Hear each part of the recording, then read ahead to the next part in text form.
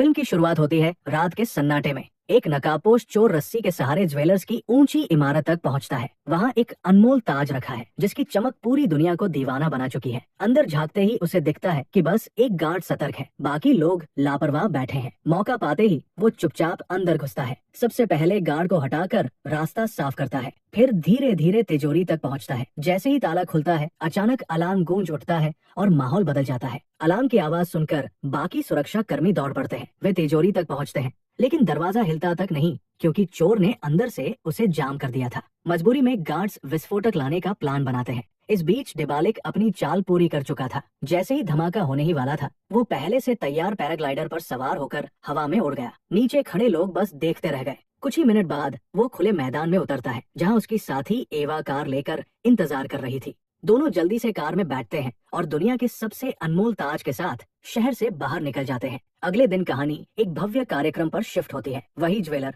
जिसका अनमोल ताज गायब हो चुका था, अपनी नई कलेक्शन का लॉन्च आयोजित करता है। मंच पर 5 नामी मॉडल्स चमचमाती ज्वेलरी पहनकर नृत्य करती हैं। रोशनी और संगीत के बीच उनकी अदाएं सबको मंत्रमुग्ध कर देती है। हर कोई उन गहनों को पाने के लिए बेचैन नजर आता है, लेकिन इस बार सुरक्षा पहले से कहीं ज्यादा सख्त रखी गई है, क्योंकि सबको डर है कि डिबालिक कहीं फिर से हमला न कर दे। जैसे ही डांस नंबर खत्म होता है, माहौल में एक रहस्यमयी सन्नाटा छा जाता है। रात का रंगीन माहौल अचानक बदल जाता है। जैसे ही रोशनी बुझती है, सुरक्षा की आड़ में एक अधिकारी सभी मॉडल्स को सुरक्षित स्थान पर ले जाने का नाटक करता है। वे जिस जगह पहुंचती है, वहां भारी दरवाजा गिराकर बंद कर दिया जाता है। धीरे धीरे पता चलता है कि वो कोई सुरक्षित कमरा नहीं, बल्कि एक विशाल कंटेनर है। कुछ ही पलों में वो कंटेनर ट्रक के साथ आगे बढ़ जाता है। सबको धोखा देने वाला असली पुलिसकर्मी नहीं था, वो खुद डिबालिक था, जिसने चेहरे पर नकली मास्क चढ़ा रखा था। इस चालाकी से वो एक बार फिर ढेरों कीमती गहनों पर हाथ साफ कर जाता है। डिबालिक चालाकी से उन सभी युवतियों से गहने उतरवाता है और उन्हें सुनसान रास्ते पर छोड़ देता है। मॉडल्स दिखने वाली ये लड़कियां बाद में एक होटल पहुंचती है।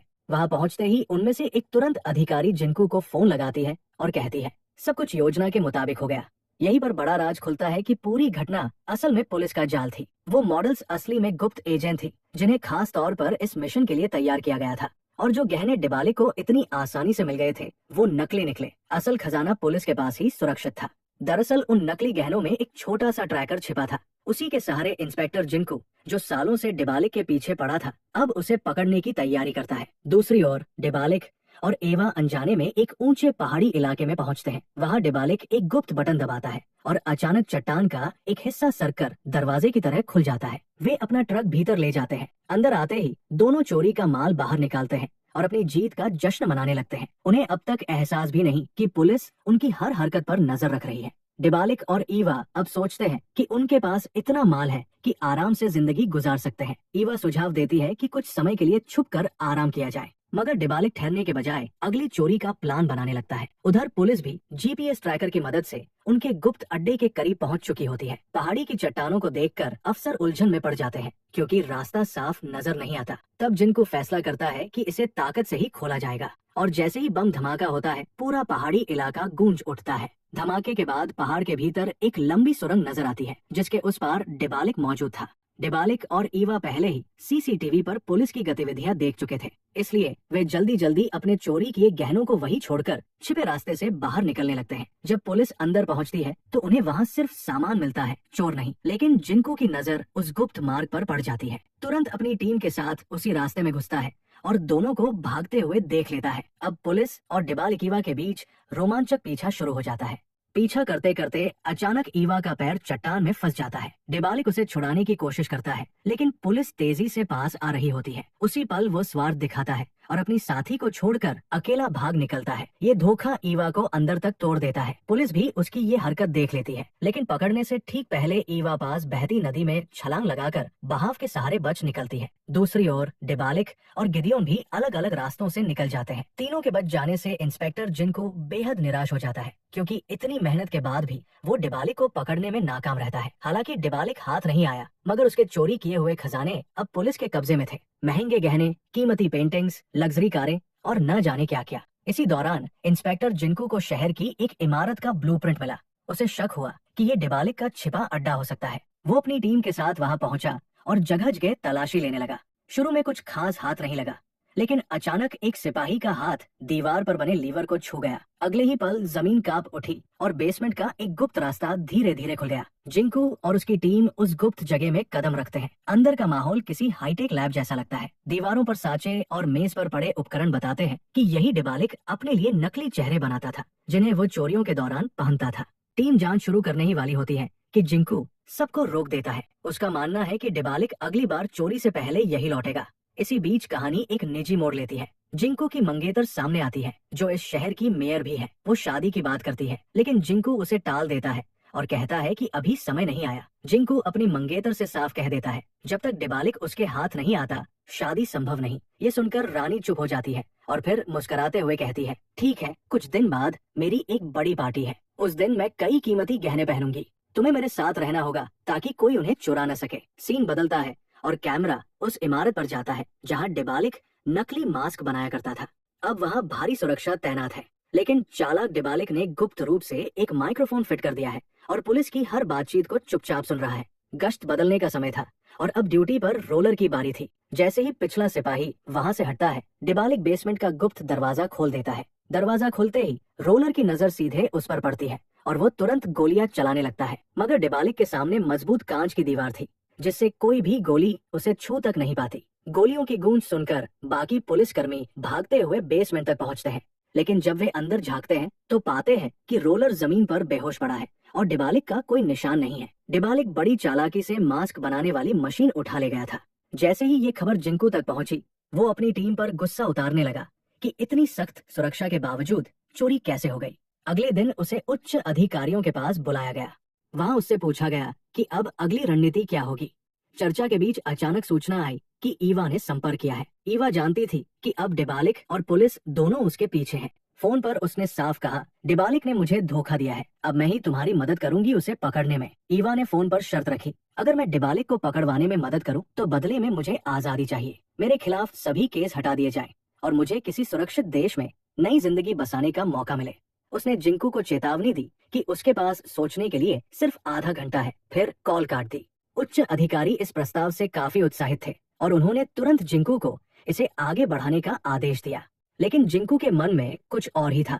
वो सिर्फ डिबालिक ही नहीं बल्कि ईवा को भी गिरफ्तार करने की ठान चुका था। कुछ देर सोचने के बाद जिंकू मीटिंग से बाहर निकलता है और अपनी टीम के साथ ऑफिस पहुंचता है। वहाँ वो प्लान बनाता है, ईवा जल्द ही कॉल करेगी, मैं उसे बातचीत में उलझाऊंगा, तुम लोग उसकी लोकेशन ट्रैक करके तुरंत पकड़ लेना।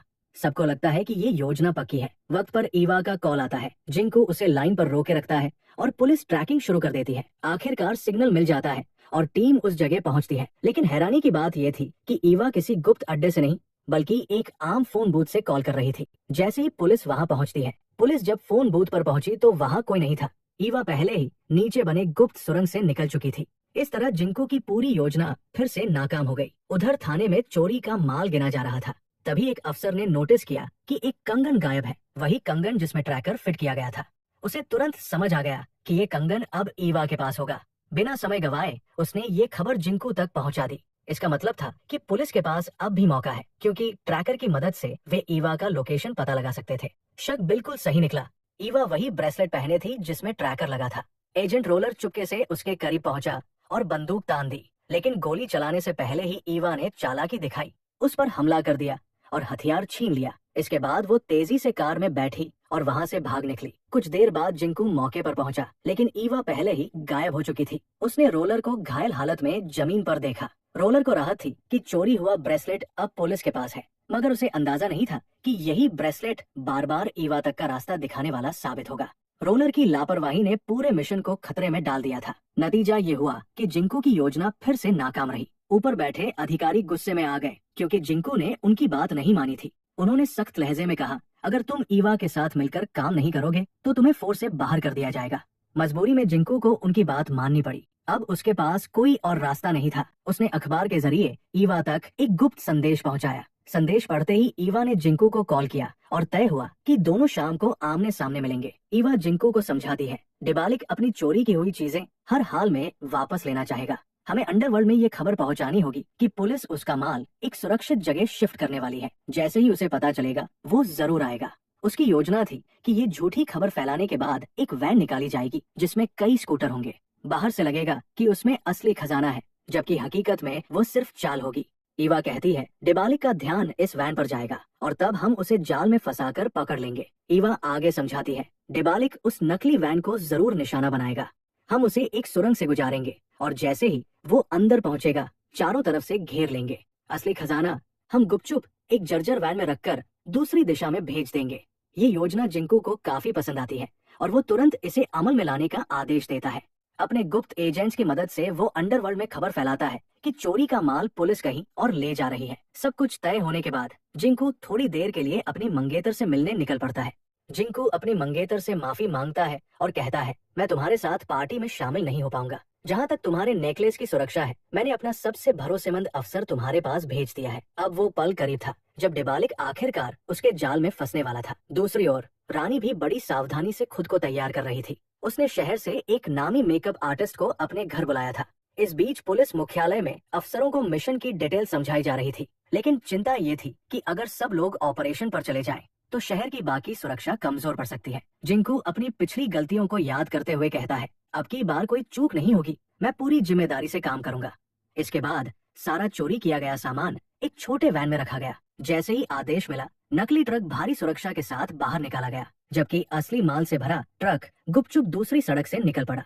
सब कुछ प्लान के मुताबिक चल रहा था, लेकिन तभी जब गाड़ियां एक विशाल कमरेनुमा सुरंग से गुजर रही थी, अचानक दरवाजा बंद हो गया और उसी पल एक रहस्यमयी शख्स बाहर आता है। कैमरा घूमता है और सामने क्वीन दिखाई देती है, जिसकी माला भी गायब हो चुकी थी। उधर रोलर ट्रक को हाईवे से मोड़कर घने जंगल की ओर ले जाता है। रास्ते में उसे एक लड़की मिलती है। दोनों अपने अपने मास्क उतारते हैं और असली सच सामने आता है। वो लड़की दरअसल वही मेकअप आर्टिस्ट नहीं बल्कि ईवा थी, जिसने क्वीन का हार चुराया था। और हैरानी की बात ये कि रोलर भी कोई असली पुलिस अफसर नहीं था। कैमरा कैश बॉक्स की तरफ बढ़ता है और पता चलता है कि ये सब डिबालिक की सोची समझी चाल थी। उसने पहले ही योजना बनाई थी कि ईवा को पीछे छोड़ दे, ताकि पुलिस को धोखा देकर लगे कि वो उससे अलग हो चुका है। असल में ये सब डिबालिक की ही योजना थी। उसने ऐसा दिखाया मानो ईवा को धोखा दिया हो, ताकि पुलिस भी उसी पर यकीन कर ले। जिस दिन वो मास्क बनाने वाली मशीन चुराने बेसमेंट में पहुंचा था, उसी दिन उसने असली ऑफिसर रोलर को खत्म कर दिया था।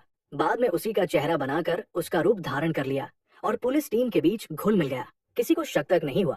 धीरे धीरे उसने चोरी किया गया सारा सामान वापस अपने कब्जे में ले लिया। ये सच्चाई सामने आते ही जिंकू पूरी तरह हक्का बक्का रह गया। न तो उसके हाथ डिबालिक लगा और न ही कोई खजाना। उसी पल उसे अपनी हार का एहसास हुआ। जिंकू की मंगेतर के गले से एक नहीं बल्कि 3 से ज्यादा हार गायब पाए जाते हैं। इसी बीच डिबालिक और ईवा अपनी लूटी हुई दौलत लेकर दूसरे देश निकल जाते हैं। वहाँ दोनों नया जीवन शुरू करने और सदा साथ रहने का निर्णय लेते हैं। कैमरा उन दोनों पर ठहरता है और इसी दृश्य के साथ कहानी समाप्त हो जाती है।